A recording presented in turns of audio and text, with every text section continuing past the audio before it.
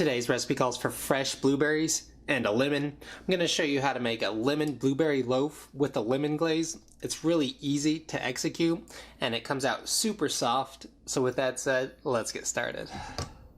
The first thing we need to do is preheat the oven box. Set the temp to 350 Fahrenheit or 176 degrees Celsius. Let's get to combining some stuffs in a large bowl. The first thing we're going to add is 1 1/2 cups or 200 grams of all-purpose flour. Following the flour, add 1 teaspoon of baking powder. Next, add a 1/4 teaspoon of ground ginger. Sift everything together. Push through any large clumps that are left behind. The next thing we'll add to the bowl is 1/2 teaspoon of coarse ground kosher salt. The last dry ingredient we're going to add is a 1/4 teaspoon of fresh ground nutmeg. Yeah, that looks like about right to me. Now lightly whisk your face off to combine all of the dry goods into one. In another large bowl, we'll combine all of the wet ingredients. First, add 1/3 cup or 65 grams of lightly packed dark brown sugar. Next, we'll add the zest from 1 medium-sized lemon. You'll want to set aside 2 teaspoons of the zest for the glaze we'll make later on. Avoid zesting the white part of the lemon. It's known as the pith and is bitter in taste. While we have the yellow fruit out, we might as well juice it. Once juiced, strain the liquids to catch any of the pulp and seeds that the lemon holds. From the juice, you'll reserve 2 tablespoons for the glaze as well. Now that we've made our lemon cry, we'll whisk the brown sugar and zest together for a minute or two. The rough sugar crystals will slightly beat up and pulverize the lemon zest, which in turn will help release some of the natural oils and flavors that it holds, giving us a tastier end product. After laying the hurt down on the zest, you'll add 1 large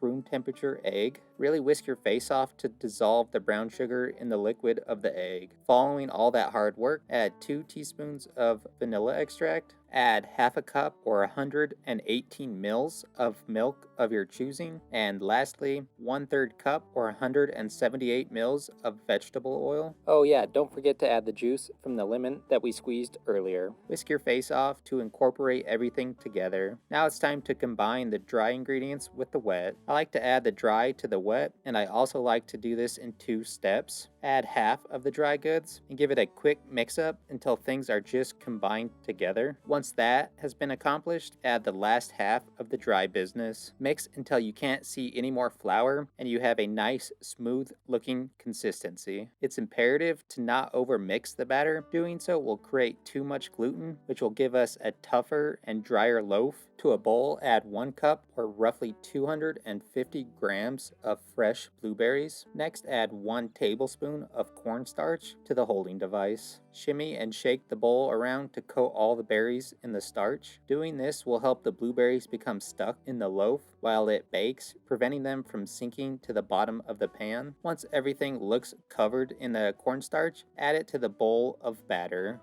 Fold everything together with a rubber spatula. Do this with an ever so softly gentle touch to ensure you don't squish any of the berries that are blue. Grab a 9 by 5 inch loaf pan and a knob of butter. Grease the bottom and all sides of the pan. Ensure you also grease the creases of the pan as well. Once it's been covered in the fatness, add about 2 teaspoons of flour. Shimmy and shake the pan around to cover every inch of it in the flour we just added. Knock out any of the excess flour. Greasing the pan like this will help prevent the loaf from sticking to the pan. Now that the pan has been prepped, we can pour the batter in. Make sure you scrape the bowl clean. We don't want to leave any of that delicious goodness behind. Once the batter is in the pan, we'll top it with even more of the berries in blue. Add 1/2 cup or roughly 112 grams worth of berries. Before we bake it, ensure the edges of the pan are clean of any batter. Anything that's left behind will burn. Transfer the loaf pan to the oven box. For the best bake, place the pan on the middle rack of your oven. Set a timer and bake the loaf anywhere from 50 to 55 minutes or until a cake tester comes out clean when checked in the center. Times may vary depending on how hot your oven runs. Once the buzzer goes off, pull that mother loafer out. The loaf should be a nice golden brown color and a wooden skewer comes out clean once checked. We'll let the loaf hang out in the pan for about 25 to 30 minutes to allow it to completely set up. After the timer is up on that, transfer the blueberry goodness over to a wire rack to let it completely cool all the way down. In the meantime, we can start making the lemon glaze to put on top of it. Grab a medium-sized holding apparatus and add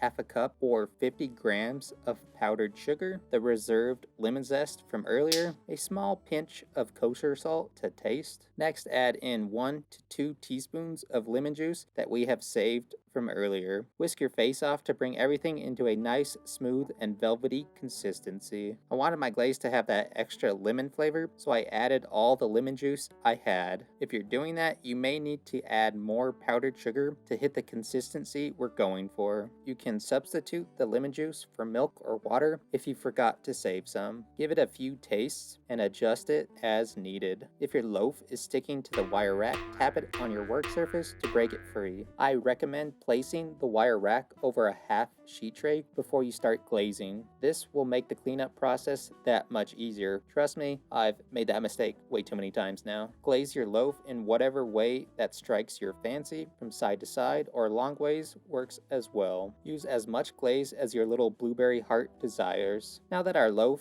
is completely done, let's cut into this thing. If you want ultra clean cuts, I recommend using a serrated knife for this job. Pro tip, don't cut this on a wooden cutting board. The berries will stain your board. Eat a piece that's warmed up, or eat some with a scoop of vanilla ice cream, or give it away as a gift. Whatever you decide to do, just enjoy.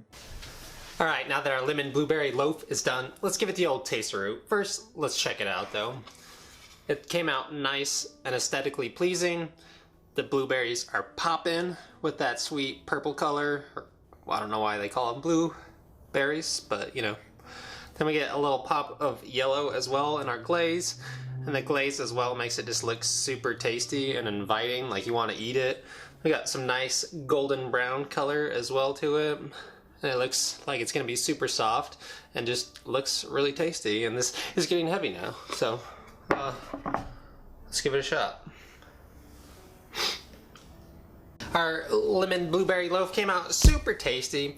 That first flavor you get is that fresh blueberry, which is super delicious.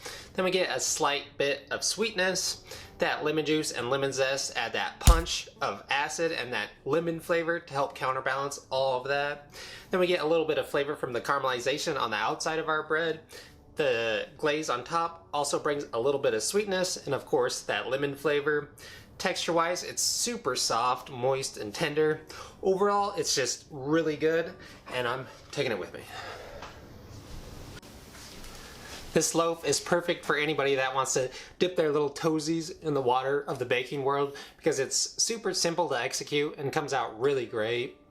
And you can swap out the lemon glaze for maybe like a honey lavender glaze to make it extra bougie, or you can just get rid of the glaze in general. So hopefully you enjoyed today's video. Thanks for watching. And I made a rookie mistake, and I got to figure out how to get the blueberry stains out of my wooden cutting board, and this thing's about to poke me in the eye. But we'll see you on the next one. Flavor wise, I have something in my face, my eye. Breakfast on the week mornings, whatever that means. And also just brings that pack of punch pack.